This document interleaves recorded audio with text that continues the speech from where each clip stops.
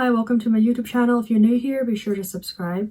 Today's video is how I made an extra $1,000 a month dropshipping on Facebook Marketplace. I started dropshipping on Facebook Marketplace about 2 years ago. I started in February of 2021 and I stopped making sales around August of 2021. So this was about a half-year side hustle for me. So how I did this was I used my personal Facebook Marketplace account, and if you go on Marketplace, you can actually sell things on there, which is exactly what I did. So what I would do is I would go to different retailers, not physically, but like just online. I would use Amazon and Walmart. I would screenshot pictures from these two websites, Amazon and Walmart. I would save them into my computer, and then I would go onto Facebook Marketplace. I would create a new listing. I would upload those pictures from those websites onto my Facebook Marketplace account, make it for sale. I would copy the listing title, I would copy the description, and I would paste them on this marketplace listing. And I would rinse and repeat that same action over and over again. I had around 500 to 1,000 listings on my Facebook Marketplace. As for the price, I would always mark up the price about 150% up to 170%. So for example, a $100 item that I found on Amazon or Walmart would be listed as $150 or $170 on Facebook Marketplace. When the buyer comes and they place an order on Facebook Marketplace, for example, they paid at $150, and Facebook does take a fee. They took a 5% commission on every single sale I made. Other than that 5% commission fee that they took, I would profit about $50, and then I would do this over and over, and people would continue to place orders and they would continue to pay through Facebook Marketplace, and then I would continue to purchase through Amazon or Walmart, and I would ship it directly to the customer, and I would profit the difference between what the customer paid me and what I paid Amazon or Walmart. How long this took to make money? I listed my first item on Facebook Marketplace, and the very next day I already made a sale, or multiple sales even. For example, I just made a sale, right? And the customer, for example, they wanted a curtain. Then I would go on Amazon and then I would find that exact same curtain that I screenshotted and copy and pasted all the listing and the description and everything. I would enter the customer's name and the customer's address on that retailer. I would put in their information and then have it shipped directly to that customer. I would place the order using my own money. I would primarily use credit cards. For example, if I was using Amazon as my supplier, I would use an Amazon credit card to pay for that order. If I was using Walmart as my supplier, I would use my Walmart credit card. And the reason why I did this was because of cashback. These credit cards often offer you a 5% cashback, which means that if you spend $100, you're getting $5 back. And so I would profit even more by having these credit cards that offer me cashback, meaning that instead of making $50, for example, I now made $55. In order for you to get paid, you have to enter a tracking number onto Facebook Marketplace. When the item was shipped by Amazon or Walmart, I would copy that tracking number that they gave me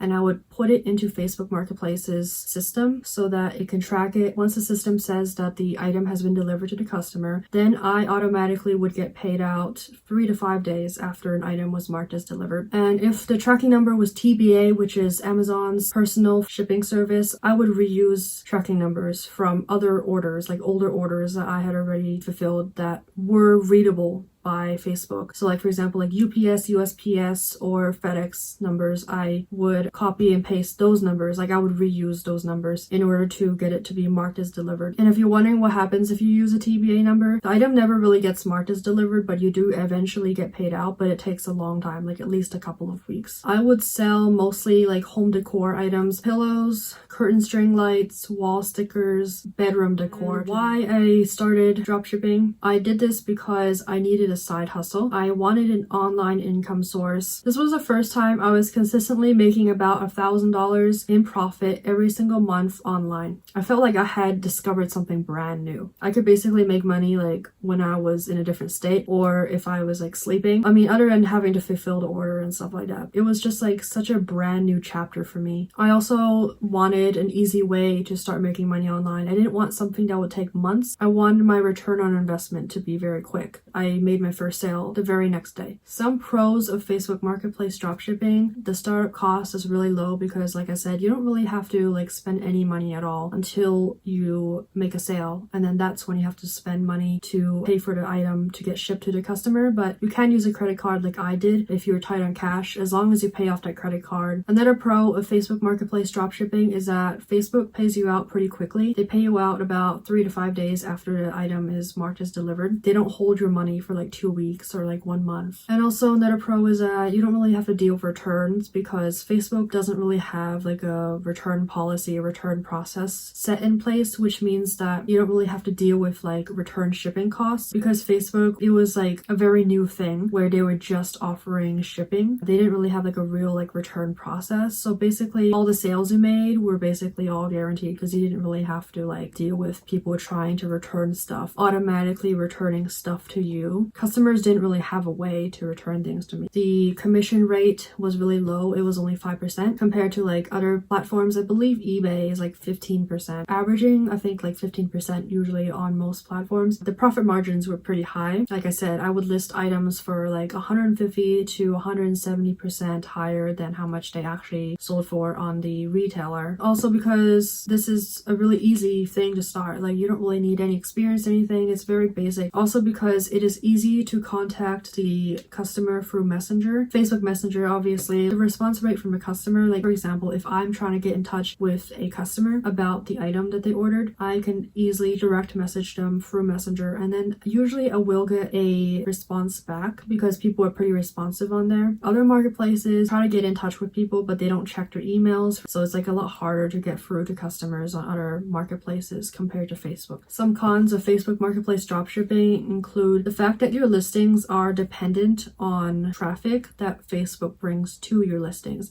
So you're completely dependent on Facebook giving you views and giving you clicks and giving you sales. What happened to me was by the time August rolled around, I wasn't getting any traffic to my listings. They stopped giving like a lot of people views. There rarely are any returning customers. A customer would purchase something from me and that would be the only time that they would purchase it from me, and they would never really like come back. Another con is that it is pretty time consuming to fulfill each order. If I didn't have any software, I would just manually put in the customer's name, customer's address. Every single time someone places an order, I have to manually do that. Another con is that you basically handle all of the questions, all the customer service, which also is time consuming as well, because like if a customer is wondering like where their package is, if they have a problem with something or whatever it is, you're basically responding to all that, unless you want to outsource it and hire somebody to do that for you. Thank you so much for watching this video. If you found this video helpful, be sure to hit that like button and subscribe. Thank you for watching. See you in my next one.